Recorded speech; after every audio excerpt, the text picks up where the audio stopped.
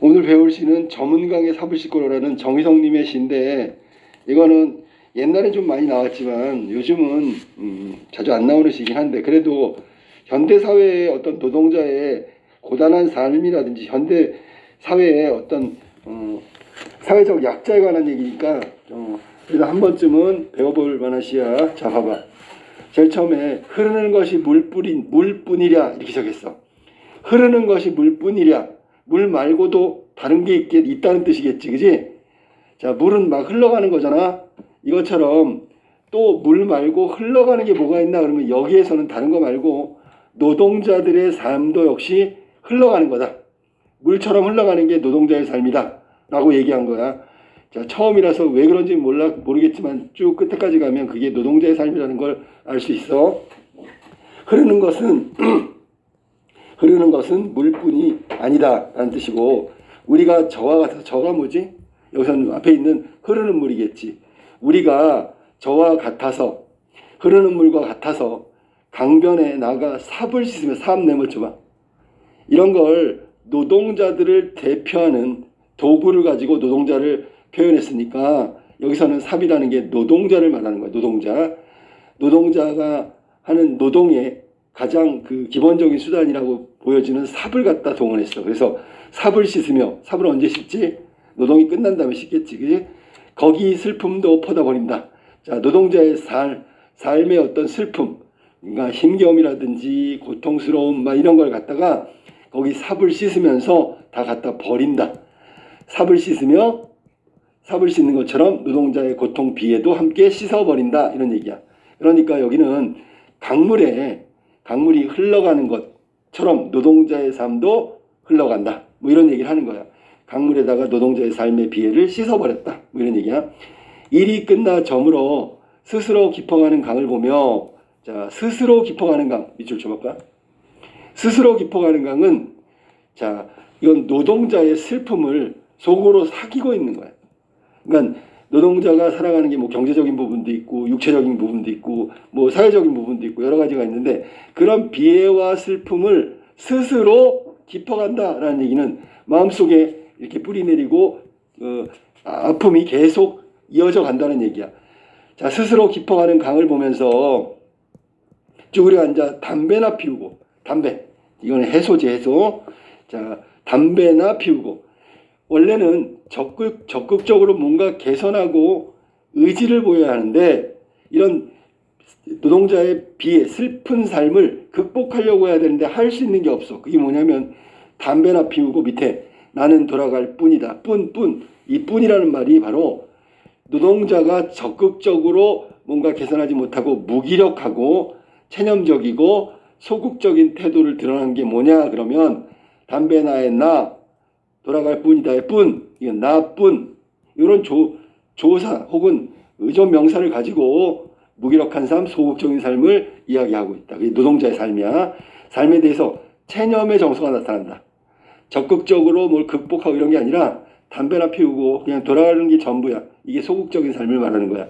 그러면 노동자의 소극적인 삶은 노동자의 비애, 슬픔, 현실에 대한 어떤 힘겨운 삶, 이거를 극복하려는 의지를 보일 수가 없는 게 현대사회라고 봐도 돼. 알아니? 왜냐하면 노동자가 그걸 극복하려고 한다고 하더라도 할 수 없는 게 노동자의 비애이기 때문에 그래. 그 다음에 삽자루에 맡긴 한 생애, 이게 노동자의 삶이고, 이렇게 저물고 저물어서 원래 이게 해가 저무는 거니까, 밝음이 저무는 거니까 결국은 희망이 없다라는 뜻이야. 이렇게 희망 없이 저물어서 셋강 바닥 썩은 물. 자, 여기서 이제 중요한 단어가 나왔네. 셋강 바닥 썩은 물 밑줄 치고, 이게 바로 현대사회 산업화 때문에 도시 환경이 오염된 거지. 셋강의 바닥 썩은 물에 달이 뜬다. 자, 달이 뜬다는 얘기는 그 앞에서 얘기한 대로 따진다면 이거는 또 오늘도 어김없이 달은 뜨는구나, 뭐 이런 의미를 담고 있다면, 달이 뭐 특별한 의미는 아니야. 일상인데 일상. 그러니까 해가 저물고 희망이 다 없어지는데 오늘도 또 어제처럼 달이 뜨는구나. 즉 무기력한 삶을 보여주는 거야. 노동자의 무기력한 삶을 보여주는 게 여전히 셋강 바닥 바닥 썩은 물에 어제처럼 그제처럼 과거처럼 오늘도 역시 달이 뜨는구나. 역시 무기력한 노동자의 삶이 반복되고 있다는 거, 여전히 달이 뜨고 있다는 그런 얘기를 한 거야. 우리가 저와 같아서 이걸 해석하면 첫 번째 줄 때문에 흐르는 강물과 같아서 이렇게 해도 되고, 아니면 우리가 저와 같아서가 바로 위에 거라면 매번 반복되는 일상과 같아서라고 얘기해도 돼. 두 가지 다 가능해. 우리가 저와 같아서 흐르는 물에 삽을 싣고 먹을 것 없는 사람들, 이거 뭐 가난한 거잖아. 궁핍한 거지. 먹을 것 없는 사람들의 마을, 그게 이제 삶의 터전이고, 가난한 사람들, 즉 여기서 노동자니까 가난한 노동자의 삶의 터전으로 다시 어두워. 그러니까 현실 상황이 개선되거나 극복되지 않고 있기 때문에 다시 어두워 돌아가야 한다. 이것도 역시 체념적인 삶의 태도가 드러난다. 그래서 여기 체념적인 삶의 태도가 담배나 피우고 나는 돌아갈 뿐이다. 마지막에 다시 어두워 돌아가야 한다. 돌아갈 수밖에 없다. 즉 현실의 노동자의 그 열악한 상황, 고단한 삶, 노동자의 비애, 이게 있잖아. 계속해서 앞으로도 변함없이 슬프게 흘러갈 거다라는 걸 마지막에 체념의 정서, 그 다음에 어떤 현실을, 가난한 현실을 수용할 수밖에 없는 게 노동자들의 삶이다라고 얘기하면서 끝난 거야. 그래서 이게 지금 설명 없이 나왔기 때문에 좀 어려울 수도 있는데, 여기 지금 처음에 나온 강이라는 거, 물이라는 거, 이건 자연물이잖아. 그러니까 노동자의 삶을 자연물에 빗댔어. 그리고 바닥이 썩어버린 강물이라고 했는데, 이건 산업화 때문에 다 오염된 거야. 마치 강물이 오염된 것처럼 현대사회의 산업화로 인해서 노동자의 삶도 물과 같아서 오염됐다. 둘 다 부정적 상황이 된 거지. 환경도 오염됐고요. 노동자의 삶도 역시 오염이 됐다고 보는 거지. 그래서 노동자의 삶을 강물, 자연물에다가 비유하고 있는 거고, 둘은 이퀄이란 말이야. 흐르는 강물을 보면서 나의 삶, 노동자의 삶도 역시 저것과 같구나. 흘러가 버려. 바닥이 썩어버렸어. 그것처럼 노동자의 삶도 역시 마찬가지다라는 걸 얘기하는 거야. 이 시는 전달하는 메시지 주제가 뭐냐면, 가난한 노동자로 살아가는 것에 대한 삶의 비애를 얘기하는 거야. 도시화 산업화의 노동자는 이렇게 슬프게 살아갈 수밖에 없구나를 전달하고 있는 거지. 그러면 가만히 생각해 보면 문명에 대한 비판이네, 산업화에 대한 비판이네, 그렇게 해석할 수도 있어. 산업화로 인해서 소외된 자, 그게 바로 대표적인 게 노동자고, 소외당하고 끝난 게 아니라 노동자의 삶은 소외 때문에 무기력하고 소극적인 태도로 바뀌었다. 그리고 현실의 절망적 상황에 체념하고 있는 게 노동자의 삶이다. 뭐 이런 걸 떠올리게 하는 시란 말이야. 그러니까 굉장히 우울하고 슬픈 시라고 봐야 되겠지, 그치?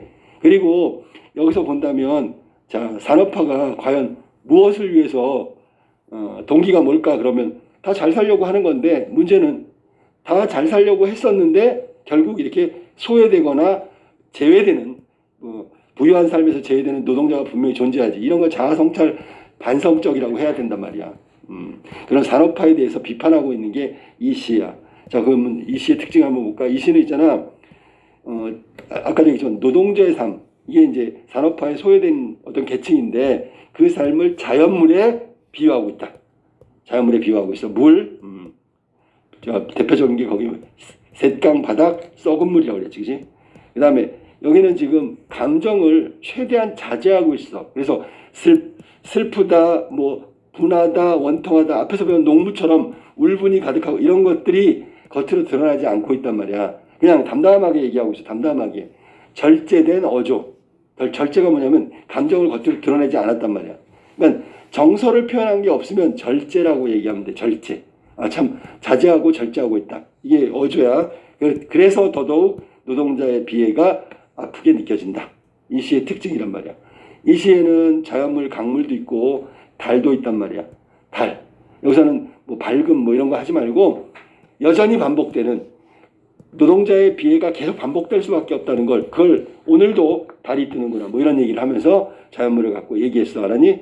그리고 이 시는 현실이 산업화로 인한 소외계층이 생겼다라는 부분을 분명히 드러내고 있기 때문에 현실 반영적인 시라고 보면 돼. 현실 반영적이다 그러면 딱 떠오르는 게 참여적, 이렇게 해야지. 참여적.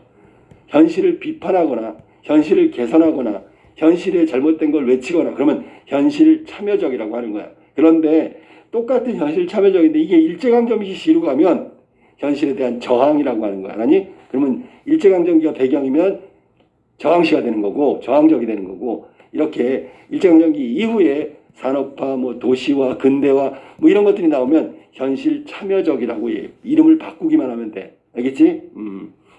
그러니까 결국 저항적이나 현실 참여적이나 같은 건데 시대가 어느냐에 따라 다른데 이거는 산업화니까 1970년대쯤이니까 현실 참여적이라고 하면 되고 분명히 노동자 같은 소외계층이 있기 때문에 반성하는 성찰적인 시라고 보면 된다.